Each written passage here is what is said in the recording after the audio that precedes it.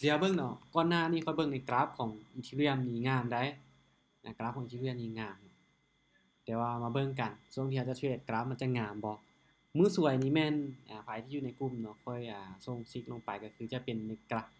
ราฟของ Solana ก็คืองามค่อยเทรดโอเคอยู่แต่ว่ารอบแรงนี่บ่โอเคปานใดเดี๋ยวเรามาเทรดในกราฟของอ่า Ethereum เด้อในรอบแรงเดี๋ยวจะแชร์หน้าจอเลยเพื่อบ่เป็นการเสียเวลาเราเนาะ ให้ทุกคนเข้ามาที่กราฟหน้ากระดานเทรดแล้วปรับมาที่ของ ETH หรือว่า Ethereum เนาะในรอบนี้ก็จะเทรดในกราฟของ Ethereum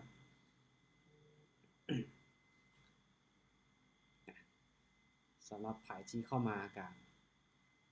เข้ามาศึกษากันได้เนาะถ้าใครที่จะเทรดถามว่าเทรดได้บ่เนี่ยก็เทรดได้เนาะวิเคราะห์กราฟนำกันวิเคราะห์ตรงกระต่างวิเคราะห์บ่ตรงทุนกระส่วนได้เหลือได้เห็นว่าค่อยเข้าตลาดบ่ได้เนาะทุนกระส่วนเอาแม่น้อยค่อยผ่านหลายทุนกะชี้กลุ่มตามอย่างเดียว แต่ค่อยขอบอกก่อนเลยเนาะว่างบของค่อยนี่ลิมิตสูงสุดในการคูณเงินก็คืออยู่ที่5ไม้เด้อสำหรับใครที่คิดว่าจะตามทุกไม้เนาะจะต้องบริหารเงินให้ตัวเองนั่นให้ได้5ไม้นี่คือลิมิตหรือสูงสุดในการคูณเงินของค่อยของงบค่อยเอามาที่$200$200ในรอบนี้ซึ่งมาเก็งกำไรของเราประมาณ10%หรือ15%แล้วเราซาวดอนหา$30ที่ค่อยต้องการเก็งกำไรในรอบนี้มาเบิ่งเนาะว่าตลาดของวันอาทิตย์นี้เขาจะหมานบ่ซึ่งแน่นอนเนาะในการออกออเดอร์ของทุกครั้งมันก็บ่ได้เป็นไปตามที่เราวิเคราะห์ทุกครั้งเสมอไปมันมีโอกาสที่จะได้กำไรและขาดทุนทุกออเดอร์ที่เราออกไปมันบ่มีคำว่า100%ของเนาะว่าพฤติกรรมที่เราเคยเทรดมามันเคยเกิดมาเป็นประจำก็ตามมันบ่มีคำว่า100เนาะมีโอกาสเปลี่ยนได้เสมอฉะนั้นมั่นใจได้แต่อย่า all in มั่นใจได้แต่อย่า all in ของเนาะเดี๋ยวเอาเป็นออเดอร์ต่อไปเด้อสำหรับใครที่เข้ามาเนาะก่อนอื่นด้วยก็ต้องขอบอกกันว่ามีตติ้งนี้เป็นมีตติ้งที่สอนเทรดแล้วก็เทรดสดให้คนเบิ่งตามหัวข้อเลยเนาะที่ส่งลงไปที่แจ้งลงไปก็คือเป็นมีตติ้งสอนเทรดในการเข้าออเดอร์และก็เป็นเทรดสดให้คนนั้นสามารถเข้าเบิ่งเป็นกรณีศึกษาได้สำหรับใครที่จะตามก็พิจารณาเอายอมรับความเสี่ยงได้จึงตามเทรดเท่าที่เฮานั้นยอมรับความเสี่ยงได้บ่ได้เรามีเงินอยู่5ล้านที่เอามาทุ่ม5ล้านเบิดเลย100%ที่เรามีโอ้เท่ามันเสียนี่บอกเลยเนาะถ้าได้กำไรนี่ก็โอเคฉะนั้นเขาควรแบ่งจัดสรรปันส่วนออกมาให้มันละเอียดให้มันชัดเจนบ่เฮาสิเฮ็ดหยังเราต้องมีแผนเราต้องมีแผนมาสำหรับการเดินเงินเนาะค่อยจะไปแม่แรกก็คืออยู่ที่$5ไปหยังก็ยิ่งไปน้อยคือค่อยเซฟต้นทุนเซฟต้นทุนของเราไว้เป้าหมายกำไรคือ$20หรือว่า10%ของต้นทุน10% 15ของเรามาเบิ่งว่าเราจะเฮ็ดได้บ่สำหรับใครที่เข้ามาแล้วนะปรับมาที่กราฟของ Ethereum ได้มาถือว่าจุดนี้เนาะมีโอกาสที่มันจะลินให้เงินสลับได้ตามขายได้ซึ่งที่ผ่านมานี่ก็ถือว่ามันงามอยู่ในกราฟของ Ethereum แต่มาช่วงนี้มันอยากลินสลับอยู่หน่อยนึงเบิ่งกัน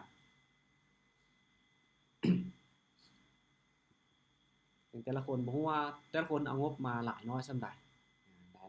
แล้วก็ในเรื่องของการเดินเงินเด้ทุกคนวางแผนจังไดเนาะแต่สำหรับค่อยบอกเลยว่าลิมิตสูงสุดในการเดินเงินค่อยก็คือ5ไม้ถ้าหากว่าค่อยบ่พลาดเกิน5ไม้นี่ค่อยสามารถทำกำไรจากการเทรดได้ในรอบนี้แต่ถ้าพลาด5ไม้ปุ๊บก็คือค่อยเสียที่200$200นี่คืองบที่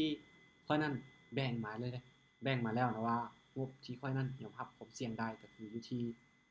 200โอเคหลังจากที่เอาวินเขาปั๊บเงินได้ปั๊บเงินไปกันต่อ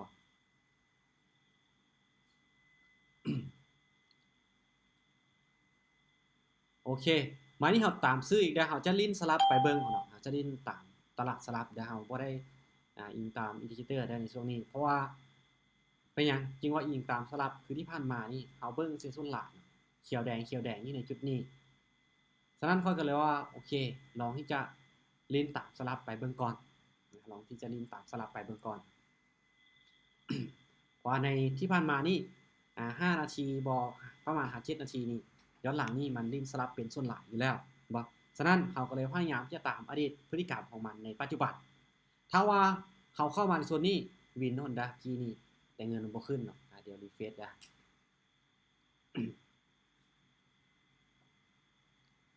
โอเคเงินขึ้นมาแล้วถ้าเราเข้ามาในโซนนี้เห็นว่ากราฟมันเป็นเทรดมันตามสีของมันเขาจึงตามสีนี่คือในเรื่องการวิเคราะห์และการสังเกตเบิ่งย้อนหลังของมันออเดอร์นี้ซื้ออีกเท่านึงได้ออเดอร์นี้ซื้ออีกเท่านึงได้เอาใครที่เห็นตั้งของเราก็ส่วนได้บ่ได้หมายความว่าเขาเข้าไปในมีตติ้งแล้วเขาจะตามแต่อย่างเดียวโดยที่เขานั้นบ่วิเคราะห์อย่างเลยแล้วเขาเข้าไปเฮ็ดแบบนั้นเขาจะได้อีหยังนอกจากเพิ่นเอิ้นซื้อแล้วซื้อเพิ่นเอิ้นขายแล้วขายเขาบ่ได้มีการวิเคราะห์เอาเข้าไปเขาจะบ่ได้หยังเลยถ้าว่าเขามีการวิเคราะห์ไปนำวิเคราะห์ตรงเขาก็ตามวิเคราะห์บ่ตรงเขาก็ส่วนเขาจะได้รู้ว่าเทคนิคของเขามันผิดพลาดในจุดใดมันมีจุดแข็งในจุดใดจุดอ่อนจุดใดเขาจึงจะรู้ถ้าเข้าไปแล้วบ่มีการวิเคราะห์เทรดนำเพิ่นอย่างเดียวนี่เขาก็บ่รู้ว่าเทคนิคที่เขาใช้มามันได้ผลบ่เพราะเขาตามเขาเจ้าอย่างเดียวเด้บ่ได้มีการวิเคราะห์บ่ได้มีการคิดอิหยังเลยมาไปกันต่อเด้อไปที่5ไปที่5ดอล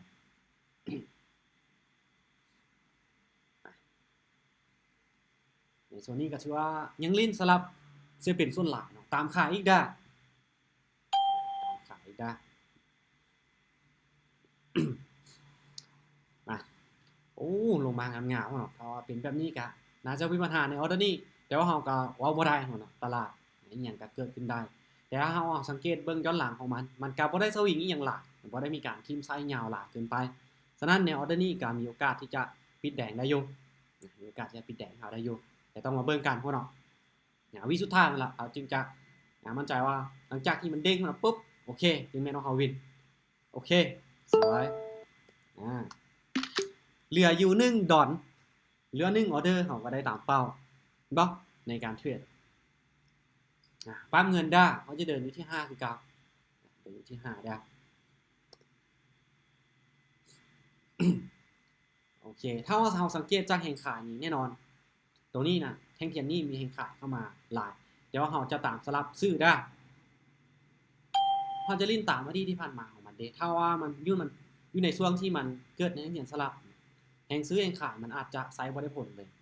บอกเลยว่าแห่งซื้อขายอาจจะไซส์บ่ได้ผลฉะนั้นออเดอร์นี้จึงเฮ็ดให้ตื้นตามซื้อขึ้นไปตามสลับอีกทีนึงมาเบิ่งกันว่าออเดอร์นี้มันจะกลับไปสลับได้บ่แต่ที่ผ่านมามันก็สลับมาหลายไม้อยู่ได้มาลุ้นนำกันคืนได้บ่อึ๊บน้อยเดียว3อึ๊บโอ้ยคืนไปแล้วลงขยามลงมาเนาะไว้เดียวเท่านั้นโอเคไปกันต่อได้ออเดอร์จะไปที่10เนาะเอาคูณเงินขึ้นไปโอเคพฤติกรรมของตลาดเริ่มจะเปลี่ยนแล้วเริ่มจะเปลี่ยนแล้วโอเคมาออเดอร์นี้เซลล์ได้กราฟของอิชิวิยังซึ่ง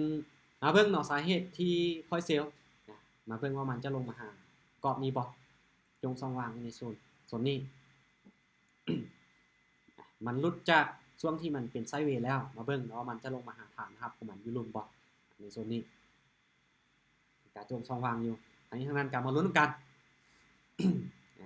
อุ้ยพักตัวบ่โอ้น่าจะพักตัวเนาะ4แดดละอึ๊บโอเคมาวินมา4ไม้เดี๋ยวผ่าน2ไม้เนาะยังกำไรอยู่4ดอลเดี๋ยวเราเบิ่งตลาดอีกได้พยายามสังเกตตลาดอีกทีนึงโอ้มันหลุดมาแล้วนะมันตาม4เพียงแต่ไม้นี้ไม้เดียวเดี๋ยวนั้นมันสลับออเดอร์นี้ไปที่เอา2ได้เดี๋ยวประธานได้ไปได้ปั๊มเงินไว้เพื่อซื้อเขาเนาะเดี๋ยวออเดอร์นี้ขอสังเกตตลาดสำหรับขายที่วิเคราะห์ได้กะโอเคออกได้แต่สำหรับค่อยเดี๋ยวขอเบิ่งไปก่อนใจเย็น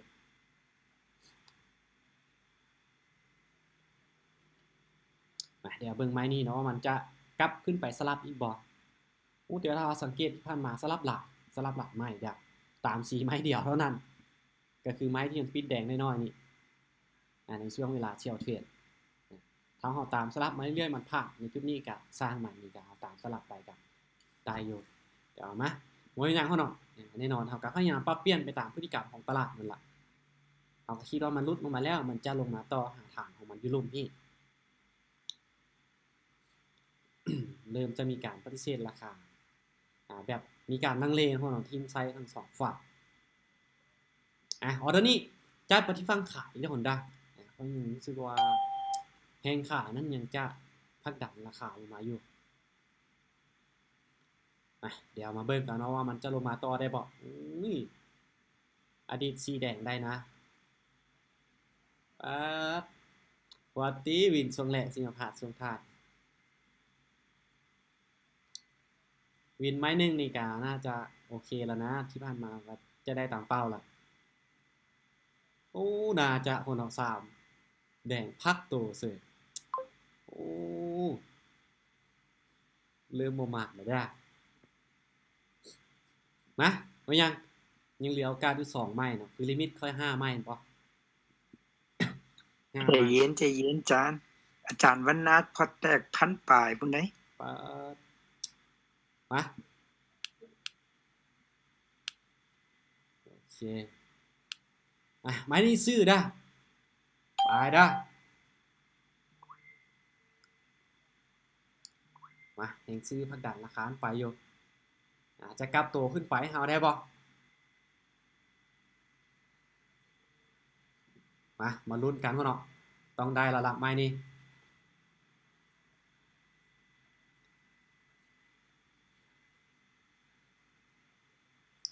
มาลุ้นในวันด้าในกรณีนี้เนาะแท่งเทียนที่2ยืนยูเทิร์นเนียเซนโมวิ่งเอเวอเรสต์แบบนี้โอเคงามจะชื่อว่าเกินเป้าเขาเนาะเพราะเขาก็คูณเงินมาเรื่อยๆลิมิตเฮาเนาะบ่ให้พลาดเกิน5ไม้บ่งบที่เขาเอามาเขาบอกตั้งแต่แรกแล้วว่าลิมิตก็คือในการคูณเงินก็คือบ่ให้พลาดเกิน5ไม้ก็คือเขาวินมาในช่วงแรกก็คือ4ไม้ติดไม้ที่5ถ้าว่าวินเขาได้ตามเป้าแต่ไม้ที่5พลาดไม้ที่6พลาดไม้ที่7พลาดไม้ที่8วินรวมๆเขาออกไปคือ8ออเดอร์8ออเดอร์ในรอบนี้ก็บ่ได้เอาไปหลัก8ออเดอร์ได้กำไรมาที่43ดอล43ดอลบ่ต้นทุนที่ค่อยใช้ก็คือ200กับ200.1 ดอล200.1 ดอลฉะนั้นในการเทรดนี้เราต้องมีแผนมีระบบชัดเจนมีคนนึงเนาะที่มาถามตุ้ยในมื้อนี้นะว่าการเทรดนี้เราควรเทรดแบบมีแบบแผนบ่หรือว่าออกออเดอร์แบบมั่วคือถ้าเราออกแบบออเดอร์มั่วนี่คือแบบการคาดเดาการคาดเดาโดยที่บ่มีการ อ้างอิงอีหยังหรือว่าสังเกตเบิ่งพฤติกรรมของราคาเลยเฮามักแบบใดเฮาไปแบบนั้นเป็น ขออภัยเฮาเนาะเป็นการแบบซุ่มเอาซื่อฉะนั้นในการเทรดนี่เฮาต้องมีการรอจังหวะต้องมีการเทรดตามแผนของเฮาตามประสบการณ์ที่เฮาเทรดมานี่เนาะมันเคยเกิดแบบใดแล้วเฮาก็พยายามสังเกตเบิ่งพฤติกรรมของตลาดไปพร้อมพยายามสังเกตพฤติกรรมของตลาดว่าช่วงนั้นมันเกิดแบบใดหลายสุดก็ตามมันไปสำหรับใครเนาะที่โอเคเข้ามาแล้วเนาะถ้าว่าเทรดนำก็อาจจะได้กำไรถ้าว่าบ่ได้เทรดเนาะเข้ามาศึกษาก็หวังว่าจะได้ความรู้เล็กๆน้อยๆเนาะในการเทรดของตุ้ยในรอบนี้เป็นการเทรดสดให้ทุกคนเบิ่งซึ่งสำคัญเนาะก็คือในเรื่องของการบริหารต้นทุนนี่ล่ะใครที่ทุนเล็กๆน้อยๆเนาะคูณเงินได้2ไม้3ไม้นี่ยิ่งต้องได้รอจังหวะให้ดีรอในจุดที่เฮานั้นมั่นใจบ่แม่นว่าออเดอร์นี้ลังเลอยู่นะแต่ก็ออกทุกคนอย่าลืมเนาะงบน้อยเฮาบ่สามารถคูณเงินได้แบบ4ไม้5ไม้คือเจ้าคือบางคนนี่แม่นมีงบหลัก200 300หรือ400แต่ว่าการเดินเงินบ่เป็นระเบียบก็คือคูณเงินเนี่ยได้3ไม้4ไม้นี่ก็พอแตะละย้อนว่าหยังย้อนว่าความโลภเฮาอยากได้หลายฉะนั้นเนาะถ้าว่าเฮาอยากอยู่รอดในการเทรดอยากอยู่รอดในระยะยาวเฮาเก็บน้อยๆเอาเก็บกำไรน้อยๆเอาแล้วหวังในระยะยาวแม่นอยู่ว่าในรอบนี้มันได้น้อยนึงในรอบหน้ามันได้น้อยนึงเด้สะสมกันไปมันก็ได้เป็นกำไรมหาศาลบ่แต่ถ้าว่ารอบนี้เฮาก็อยากได้หลายอยากได้กำไร 50% 100% ของต้นทุนทุกคนอย่าลืมเนาะอยากได้กำไรหลายเท่าใดความเสี่ยงของยิ่งเพิ่มขึ้นเท่านั้นความเสี่ยงของยิ่งเพิ่มขึ้นดังนั้นทุกคนบ่ต้องไปฟ้าวที่คิดหากำไรก็ได้ในการเทรดนี้ทุกคนต้องคิดว่าเฮาสิเฮ็ดจังได๋เฮาจะรักษาต้นทุนเอาไว้ให้ได้เสียก่อนที่จะคิดหากำไรรักษาต้นทุนเอาให้ได้เสียก่อน รักษาต้นทุนได้แล้วกำไรมันจะตามมาเองโอเคครับเนาะนี่จะเป็นข้อคิดเล็กๆน้อยๆสำหรับพวกนี้ก็ถือว่า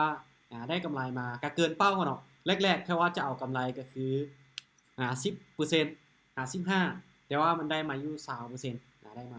20%ก็ถือว่าเกินเป้ามาครับเนาะเกินเป้ามาระดับนึงก็โอเคสำหรับรอบนี้ครับเนาะบ๊ายบายทุกคนได้เดี๋ยวพบกันใหม่ในรอบต่อไปในโอกาสหน้าของทุกคนก็สามารถเข้ามา